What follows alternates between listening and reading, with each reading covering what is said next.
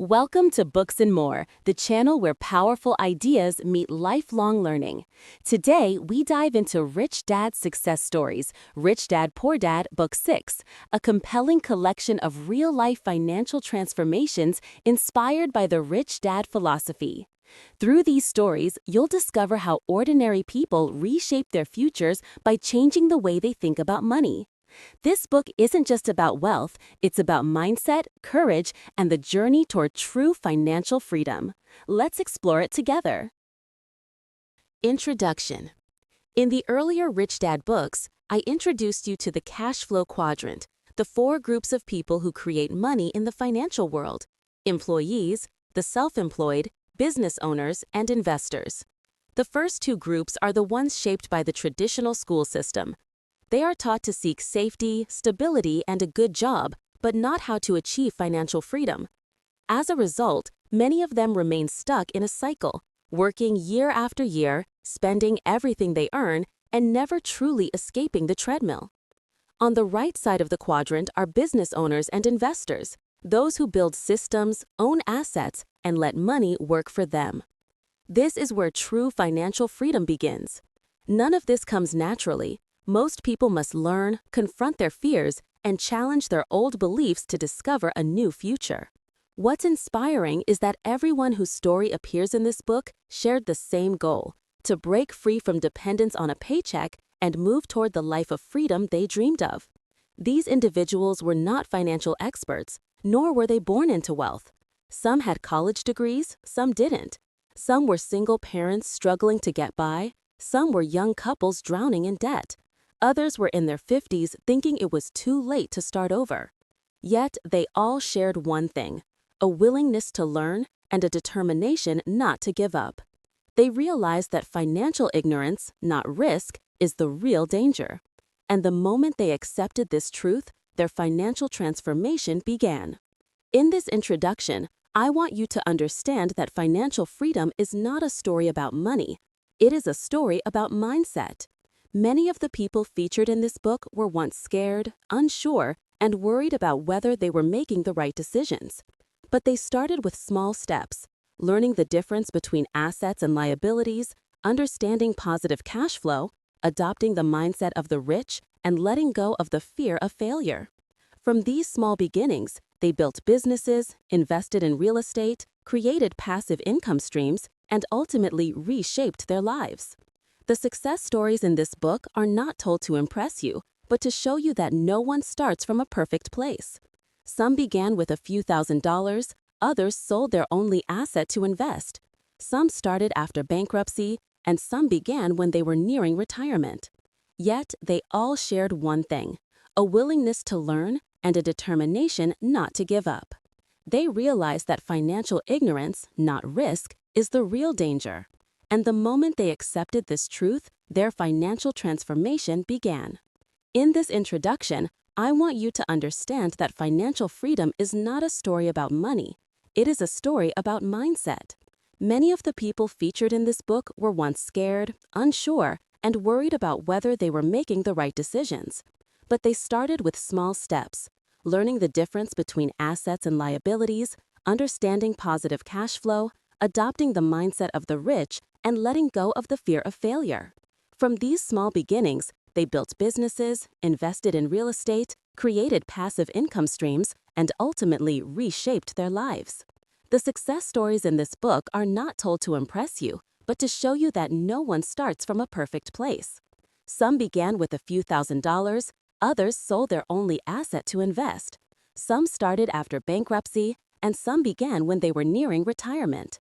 Yet, every story demonstrates one truth: if you truly want to move to the right side of the quadrant, you can. I believe you will see parts of your own life reflected in these pages. You may be struggling, worried about the future, or searching for a path to financial independence. Wherever you are, remember the door is always open. You don't have to be rich to start, but you must start to become rich. And my hope is that after listening to these stories, you will find the inspiration to write your own story of success. You deserve that future. Chapter 1. Money Does Matter. Chapter 1 opens with the story of Ed and Terry Coleman, a couple whose early years reflect the mindset of many people who grew up believing that money was something you shouldn't think too much about. They came of age in the carefree spirit of the 1960s, embracing freedom, creativity, and living for the moment.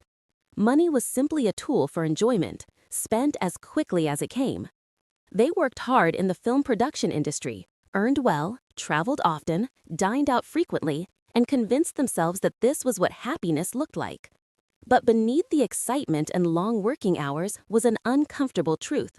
They had no financial foundation, no plan for the future, and no awareness of how vulnerable their lives really were. Everything changed when their son Jake was born. For the first time, Ed and Terry had to face a reality they had long avoided. They looked at their finances and saw the stark truth. Over $10,000 in credit card debt, barely $500 in savings, and no assets. Ed was constantly on the road, working exhausting schedules that kept him away from his family. Terry stayed home with their newborn and watched him grow up asking, "Where's Daddy?" Those words cut deeply. They realized they were building a life that looked glamorous on the outside but unstable at its core. The fear of not being able to provide for their child pushed them to confront the one thing they had always ignored: money. Ed felt stuck. The film industry was all he knew, and walking away from it felt impossible. Yet he couldn't imagine living the rest of his life exhausted, indebted, and emotionally distant from his family. That moment of discomfort became the catalyst for transformation. What changed wasn't their circumstances, but their mindset. They decided it was time to grow up financially. Their turning point began in the most unexpected way: a conversation at a park that led Terry to explore network marketing. Suddenly, they were surrounded by people who talked about money differently, not as an object of fear or secrecy, but as a tool for freedom. Terry overcame her shyness, attended meetings, and listened to stories of ordinary people changing their lives by changing their mindset.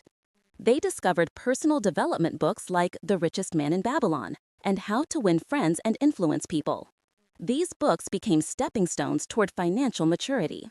Little by little, Ed and Terry began to pay off their debts, become more disciplined, and look for opportunities that matched their new way of thinking. They learned that money wasn't something to ignore. It was something to understand, manage, and respect. As they applied their new knowledge, they saw that the real difference between being stuck and being free was not intelligence or luck, but awareness. Their most important lesson was simple but powerful. Ignoring money does not make life easier. It only makes life harder. They realized that financial maturity doesn't begin with wealth. It begins with the willingness to stop running from reality. And when they finally stopped running, the path forward became clear. What Chapter 1 ultimately teaches is that awareness is the first step toward financial freedom. Ed and Terry didn't become successful overnight. They didn't start with a big inheritance or a winning investment. They began with fear, uncertainty, and a desire to give their child a better future. Their transformation started the moment they admitted that money does matter. Because understanding money is how you protect the people and the life you love. Their story is relatable because it mirrors the journey of so many people who aren't reckless, just unprepared. And the message is universal. Financial freedom begins not with numbers, but with honesty. When you are finally willing to face your financial truth, you gain the power to change it. That realization marked the beginning of Ed and Terry's journey, and it is the beginning of anyone's journey toward financial independence. Chapter 2: We Mind Our Own Business. Chapter 2 follows the remarkable journey of Tracy and David Rodriguez, a young couple whose story reflects a powerful truth. You can lose everything financially and still rebuild your life, stronger, wiser, and with a clearer sense of purpose. Their transformation began the moment they stopped blaming circumstances and chose to take responsibility for their financial future.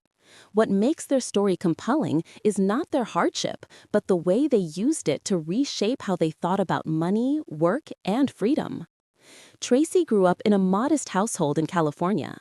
Her parents, like many hardworking families, did their best to protect their children from financial worries. Bills were paid quietly behind closed doors, and money was something adults stressed about but never discussed openly. Because of this, Tracy entered adulthood with the slightest training in managing money, saving, or investing. She simply imitated what she saw: work hard, spend what you earn, and hope for the best. When Tracy and David started their life together, they experienced a short period of financial abundance while working at a ski resort. They made more money than ever before, and without guidance or financial literacy, they spent it freely on trips, gear, entertainment, and the carefree lifestyle that made them feel alive. But their financial comfort vanished the moment Tracy became pregnant. She had complications that forced her to stop working for months. Their daughter was born prematurely, and medical bills quickly overwhelmed them. With no savings, no assets, and no financial plan, they spiraled into more than $50,000 of debt and were forced to declare bankruptcy at just 24 years old. For many people, bankruptcy becomes a permanent label. But for Tracy, it became a turning point. Beneath the shame and uncertainty, she held on to a quiet dream. One day, she wanted to own a business. She didn't know how or when, but she never let the dream die. She began taking small jobs, gaining new skills, and rebuilding her confidence. Life became stable again, but something was missing. She still felt lost, directionless, and trapped in a life that offered no real financial freedom. Everything changed the night Tracy read Rich Dad, Poor Dad for the first time. Working a late shift at a bar in Scottsdale, she opened the book and saw her life clearly for the first time. The lessons about assets, liabilities, and the importance of minding your own business awakened something inside her.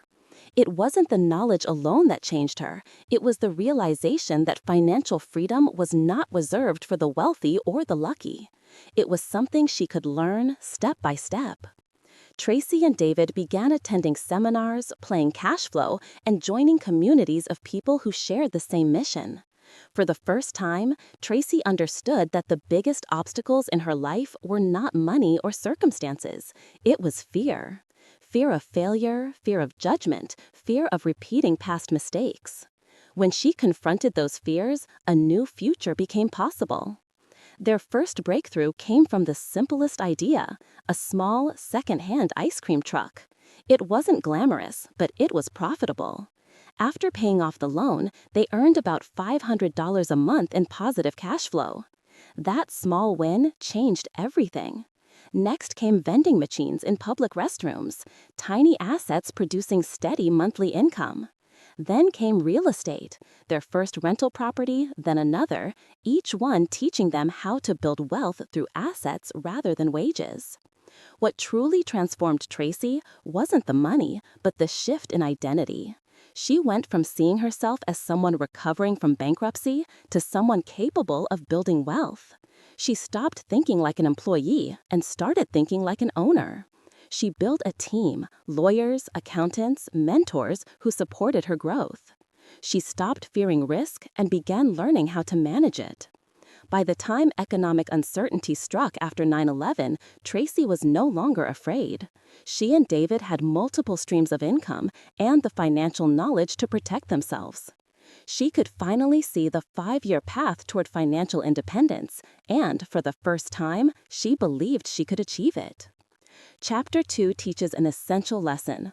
Financial freedom begins when you stop focusing on your employer's business and start focusing on your own. Tracy and David rebuilt their lives not because they were lucky, but because they chose to learn, act, and believe in a future they could create themselves. Chapter 3. It's Never Too Late.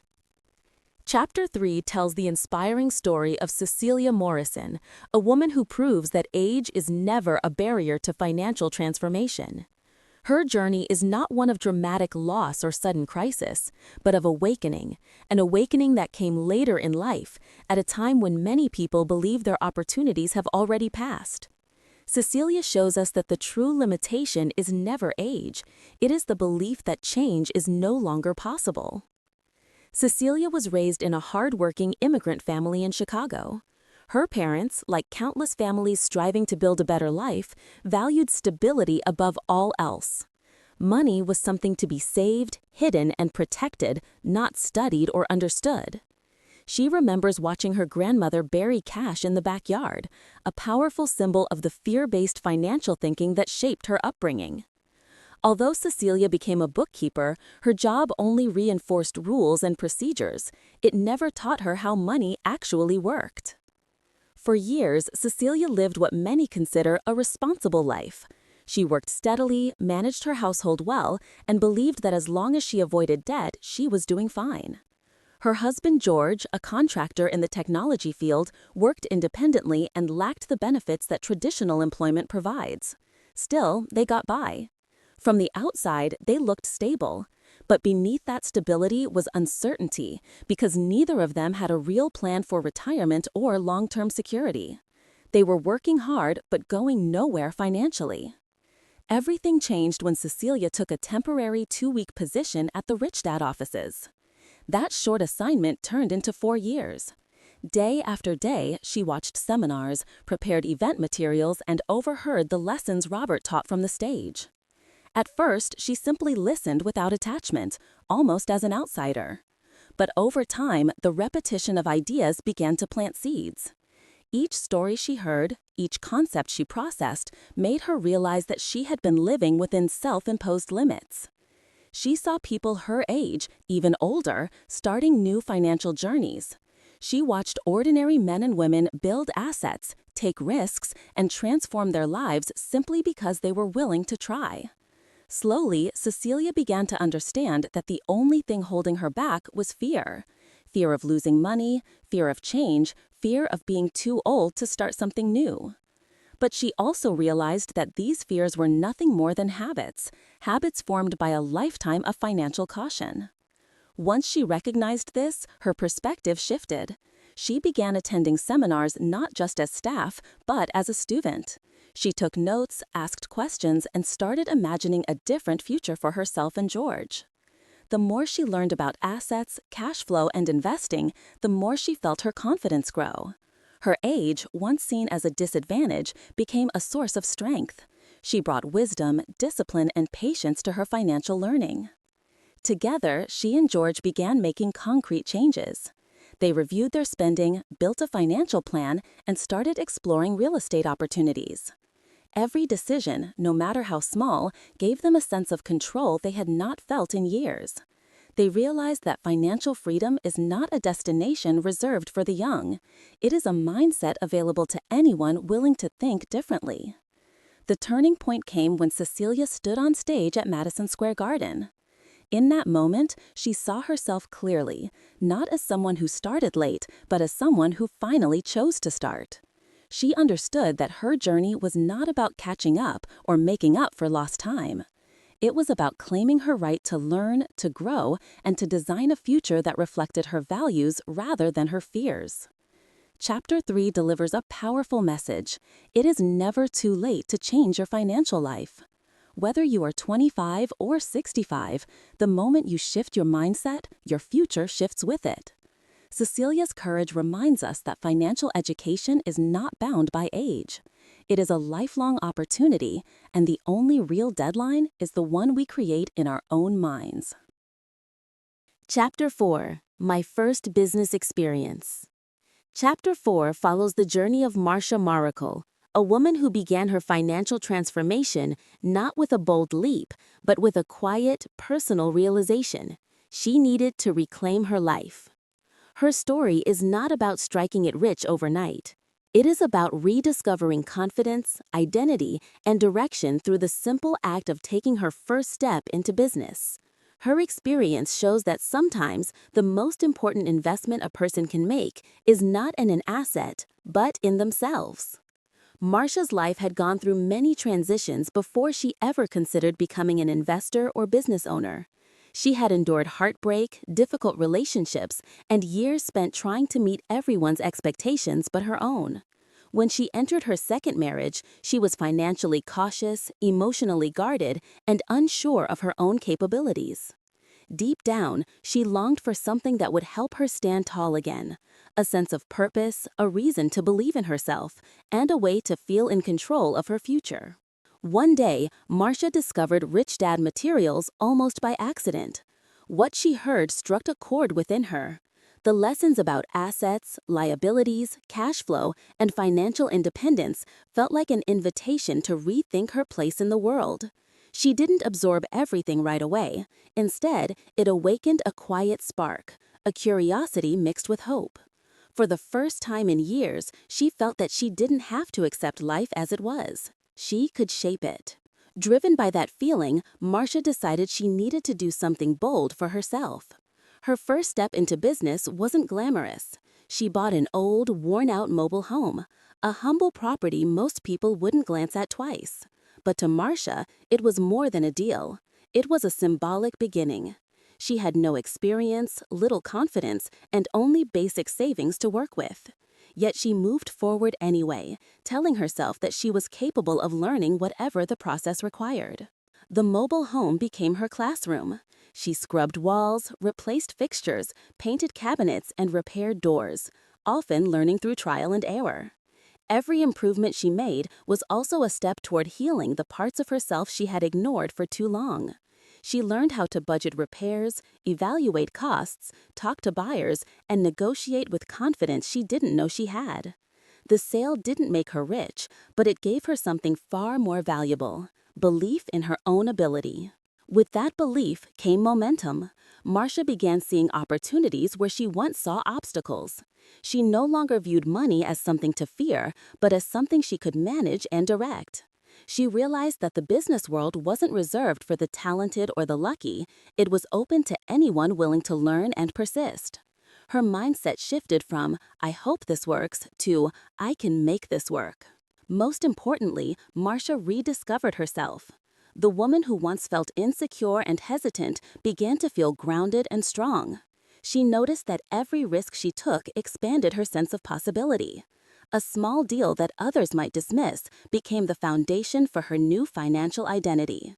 From that mobile home forward, Marcia continued pursuing investments with growing clarity and confidence, not because she suddenly had expertise, but because she finally trusted her own capacity to grow. The message of Chapter 4 is profound and universal.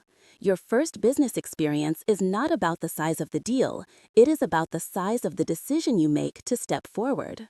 Marcia's journey shows that the first step is always the hardest, but it is also the one that changes everything. The moment you choose to take action, no matter how small, you reclaim power over your future. Marcia didn't just fix up a mobile home. She rebuilt her courage, her self-worth, and her vision for what was possible. And that is the true essence of a first business experience. It is the moment you stop doubting, start acting, and open the door to a life you didn't know you could create. Chapter 5. A great education is not enough. Chapter 5 centers on James Walker, a man who once believed that doing everything right would naturally lead to success. He grew up in a family that prized education, discipline, and hard work. From a young age, he was taught that the surest path to security was simple: study hard, get good grades, earn a degree, and secure a stable job with good pay. And James followed that formula perfectly. He excelled in school, graduated with honors, and built a solid career in the technology field. On the surface, he had everything society told him he needed for a successful life. Yet, despite the stability, James felt a persistent uneasiness, an underlying sense that he was missing something important. He had the education, the skills, and the work ethic, but he didn't have freedom. His financial life depended entirely on one paycheck. If that paycheck disappeared, everything else would crumble. This realization hit him harder than he expected. For the first time, James questioned the formula he had followed so faithfully. If education was the key to success, why did he still feel financially vulnerable? The turning point came when James read Rich Dad, Poor Dad. As he absorbed the ideas about assets, liabilities, and the cash flow quadrant, he realized he had been trained to become a high-performing employee, not a financially independent person. School had taught him how to make money by working, but not how to make money work for him. That simple distinction changed the trajectory of his life. James understood that intellectual intelligence and professional competence did not automatically translate into financial intelligence. He began to see that wealth was not built on degrees or job titles, but on assets, real estate, businesses, and investments that generated income even when he wasn't working. This insight challenged everything he had believed. It also revealed why so many educated and hardworking people still struggled financially. They were never taught the rules of money.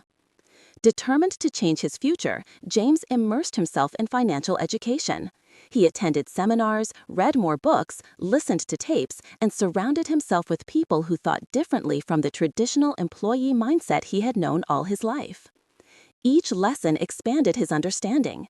He discovered that risk could be managed, that opportunities could be created, and that fear could be transformed into action with the right knowledge. But perhaps the greatest challenge for James wasn't learning new ideas, it was unlearning old ones. He had to let go of the belief that job security was real. He had to stop relying on his company to define his path. He had to accept that true independence required stepping outside the comfort of predictable routines. This internal shift was more difficult than any textbook he had studied, yet it was the most rewarding lesson of his life. Eventually, James made his first investment, a rental property. It wasn't perfect, it wasn't glamorous, but it generated positive cash flow, and that changed everything. For the first time, James saw money coming in without trading hours of his life for it. That moment gave him a sense of empowerment no job had ever offered. It proved that he could create his own financial future, and it validated every step he had taken to rethink his beliefs. From there, James continued to build his portfolio. Each new investment reinforced his confidence and strengthened his understanding of how money truly works. His life no longer revolved around promotions or performance reviews. He was building assets, creating multiple income streams, and designing a future that wasn't tied to a paycheck. The lesson of Chapter 5 is clear. A great education may open doors, but financial intelligence determines what you can do once you walk through them. James Walker succeeded not because he was highly educated, but because he learned to think differently. He learned that wealth is not about how much you earn, it's about how much you keep, how hard your money works, and how much control you have over your financial choices. In the end, James discovered what many people never realize.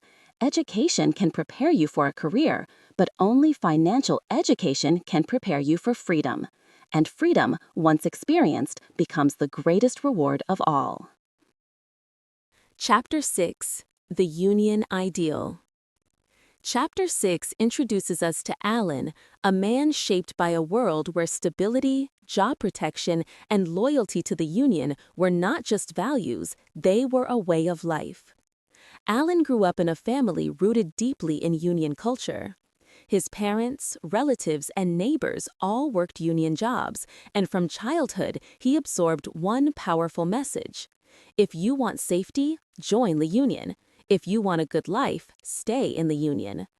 To his family, the union wasn't just an organization, it was a shield, a tradition, and a guarantee of a predictable future. But as Alan later discovered, predictability is not the same as freedom. When Alan entered the workforce, he followed the path laid out for him. He secured a stable union job with benefits, strong protections, and a clear set of rules. For years, he believed he had achieved everything he was supposed to want. And yet, deep inside, a persistent feeling gnawed at him. He didn't feel secure.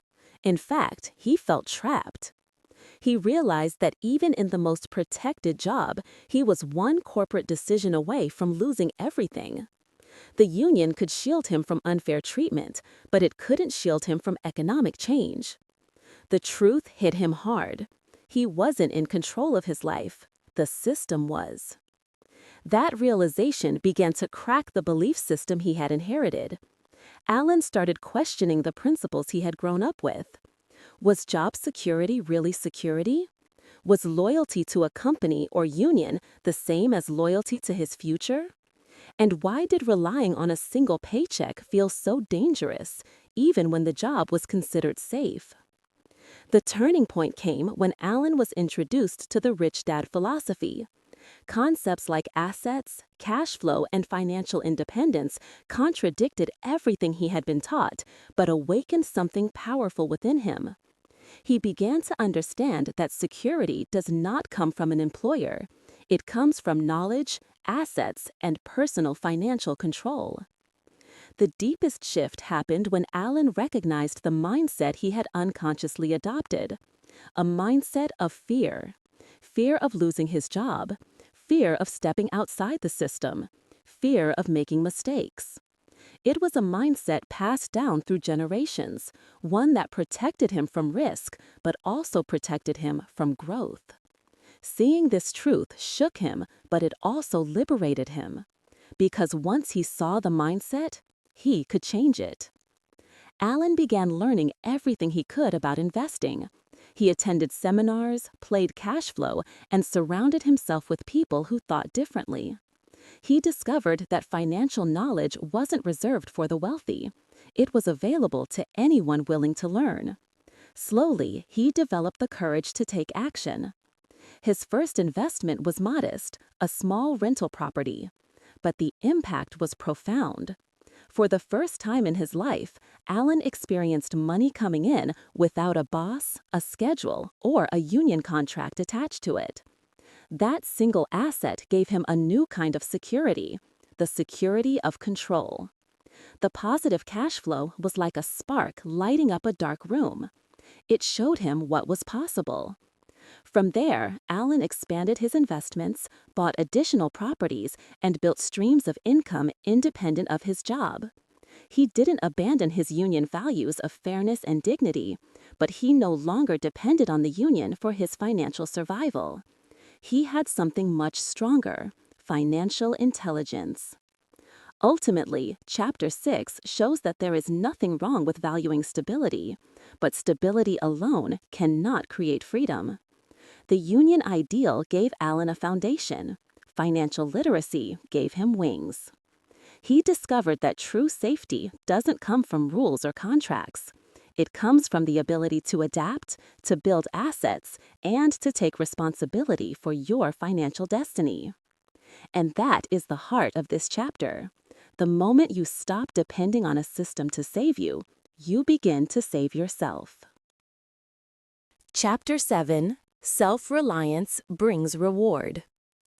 Chapter 7 tells the uplifting story of Steve and Laura Niehaus, a couple whose transformation began the moment they decided to reclaim responsibility for their own lives. Their journey is not dramatic or sensational. It is real, grounded, and deeply human. It reveals how ordinary people can achieve extraordinary freedom when they stop waiting for external circumstances to change and instead choose to change themselves. This chapter is ultimately about the power of self-reliance and the personal rewards that come from embracing it. Steve and Maura lived a life many would describe as normal and responsible. Steve worked a steady office job, the kind of position that rewards reliability and consistency. He was a dependable employee, the person companies rely on to keep everything running smoothly.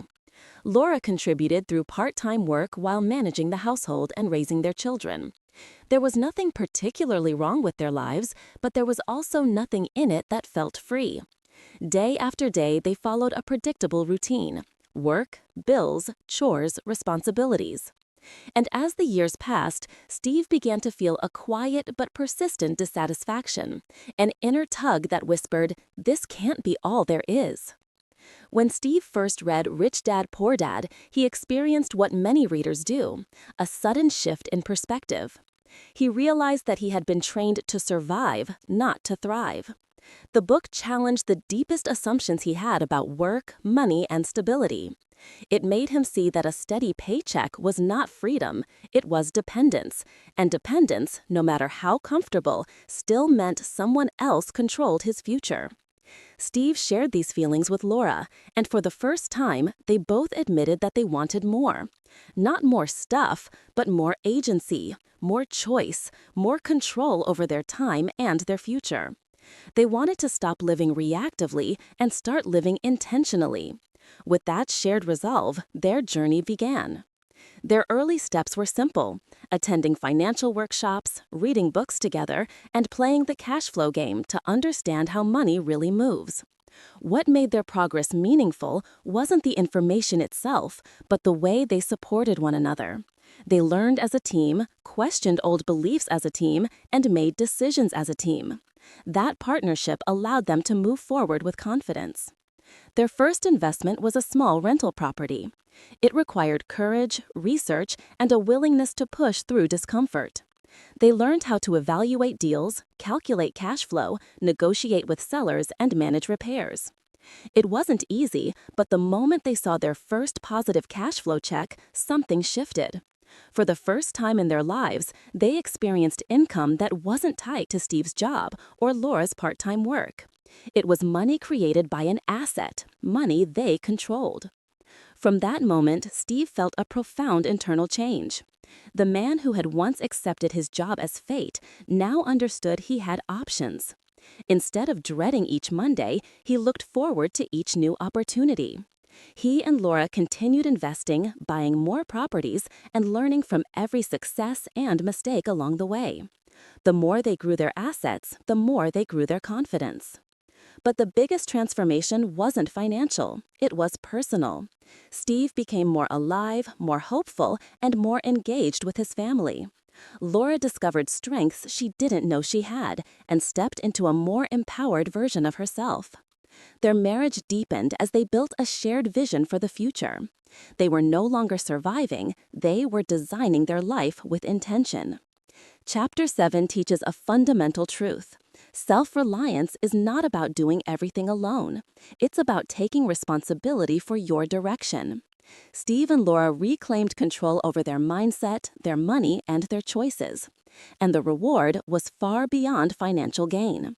It was confidence, it was purpose, it was the joy of knowing they were no longer passengers in their own lives, they were the ones at the wheel. The story of Steve and Laura reminds us that freedom is not given, and it is not accidental.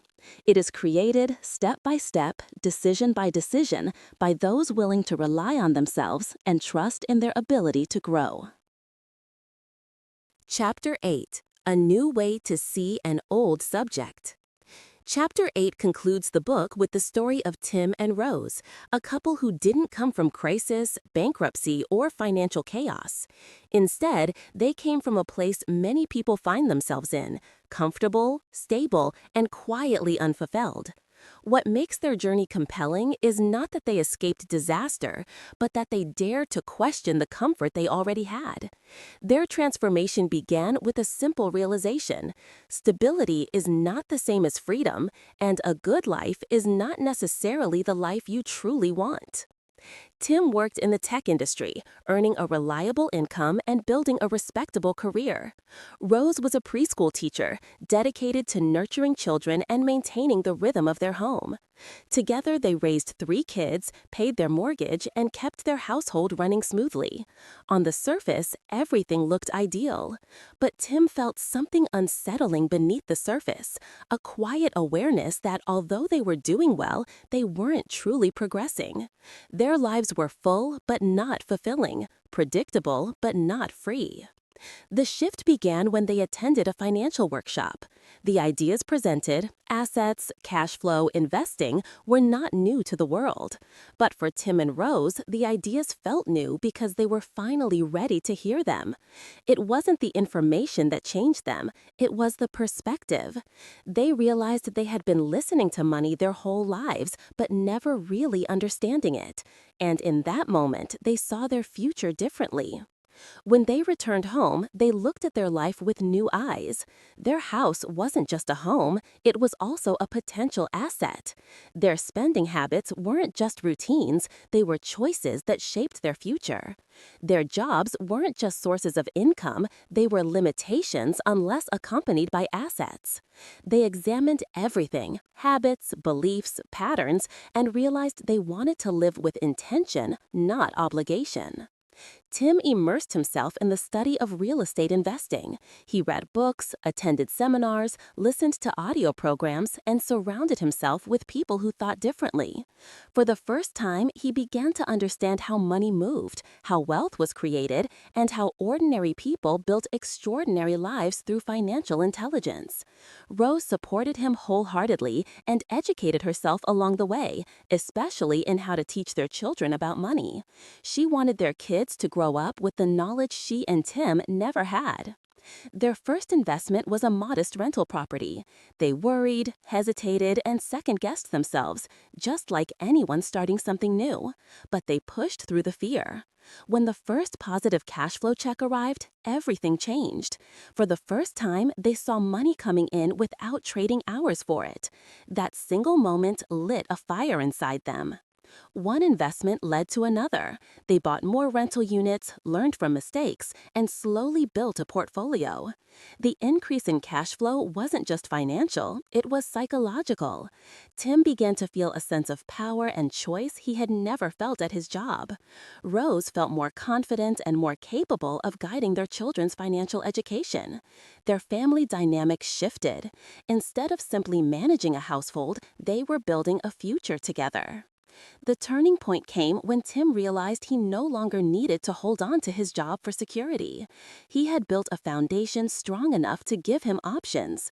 Leaving his job wasn't a desperate escape, it was a deliberate decision to step into a future he had consciously created. For the first time in his life, Tim experienced what it felt like to choose his path rather than react to it. Chapter 8 teaches a profound lesson. You don't always need new information to transform your life. Sometimes you simply need a new way of seeing what you already know. Financial principles aren't secrets, but acting on them requires clarity, courage, and a willingness to challenge your comfort zone. Tim and Rose discovered that freedom begins the moment you stop accepting stability as your ceiling and start seeing it as your foundation.